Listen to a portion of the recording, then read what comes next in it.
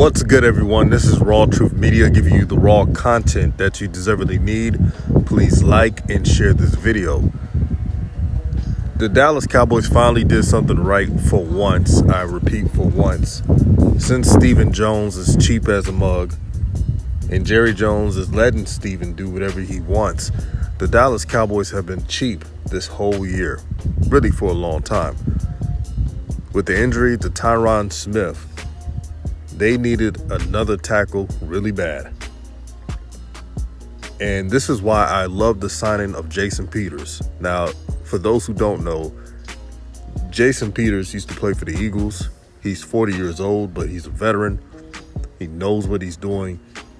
He's very well respected, went to countless of Pro Bowls. But I'm excited for this signing due to him being able to mentor Tyler Smith, the first-round draft pick that came out of Tulsa. Tyler Smith can now learn from Tyron Smith, who is injured, as well as Jason Peters. This will bode well for his career. If you watch film on Tyler Smith, his number one problem, it's not strength, it's not technique, it's penalties. He needs to cut half of those penalties. You know, it looks like he gets very excited to have a pancake block. He needs to temper that down. In the NFL, they will call a flag, especially for the Dallas Cowboys. When you play for the Dallas Cowboys, apparently we're always flagged, and then we have these quote-unquote phantom flags. That's another video for a different day. I don't expect Jason Peters to play right away. He has to get acclimated. He has to get his conditioning up. But this is a good, what you call security signing, just in case. Now, if you've been living under a rock, you should know that Shedeur Sanders was just named the FCS Player of the Week. Now, a couple of haters, of course, complained and thought other players deserved it. But don't forget, Shedeur only played, 3.5 quarters, if that, really 3 quarters of this game. JP Adranda came in the game and managed the rest of the fourth quarter. You know the stats. Shedeur had 29 completions out of 33 attempts. Efficient. 323 yards and 5 touchdowns. Now, if you look back on film, those, 4 incompletions, missed assignments, a drop ball here and there, things that I'm sure Coach Prime is going to clean up. And the one thing I'm happy about this new roster, this new coaching staff, is that this JSU team is so talented that is forcing the players to be consistent. Think about it. If you're not consistent, you might not play the next game. Coach Prime in his press conference even mentioned it. How you practice determines how much you're going to play, if you're going to start, or if you're going to be in the 2 deep, if you're going to be in a travel team. So I love this type of competition. So if you think that they're going to slack off each week, I doubt it. Because if any one of those players take a game off, you might not play the next week.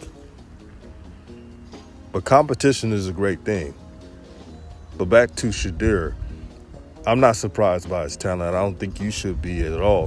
One thing he has that a lot of quarterbacks do not, he has an NFL type of IQ. His pre-snap read is top of the line.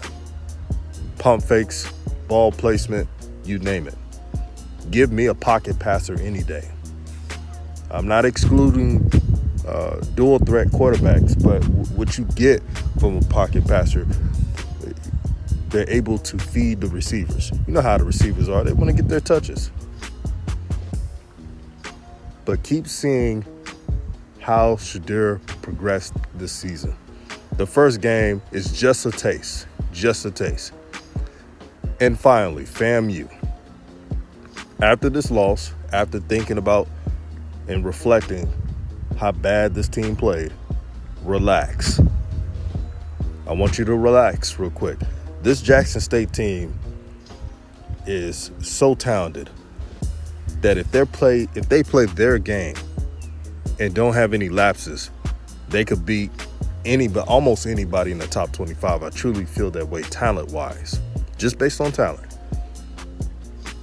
I know it's a bad loss, but you have to think your roster is better than a lot of SWAC teams.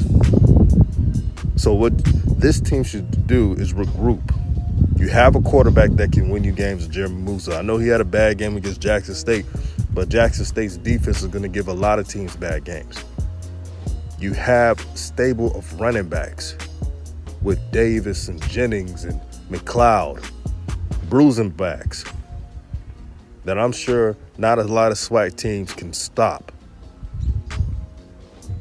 And I cannot wait until later on in that schedule when FAMU plays Southern and then they play Bethune, not only Bethune-Cookman, but South Carolina State to prove my point right. Willie Simmons and coaching staff, you got to get back to the drawing board. No matter how talented the two teams that you played against, North Carolina, offensively, of course, and Jackson State, you gave up 50-plus points in 2 games. That's unacceptable. So you got to get back to the basics.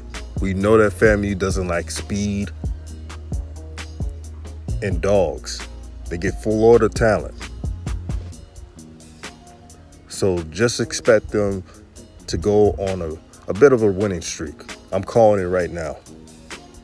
I know people are telling me, they about to lose a couple games, but I don't see it. I don't see FAMU losing that many games. When they realize what they have, when they realize that you have explosive wide receivers like Xavier Smith, get him active more. Get a little bit creative. That's all I want to see. So in the words of Aaron Rodgers, no matter if you like him or not, what did he say? Relax. That's what FAMU has to do. Relax after they handle business. I think they're playing against Albany State. And then you'll see them keep winning games and winning games. And you look back and say, hey, we're not even a bad team. We just played a really bad game against a great team who's going to beat a lot of teams this year. There's nothing wrong with that. This is RawTruth Media. Peace and blessings, peace and love, and I'm out.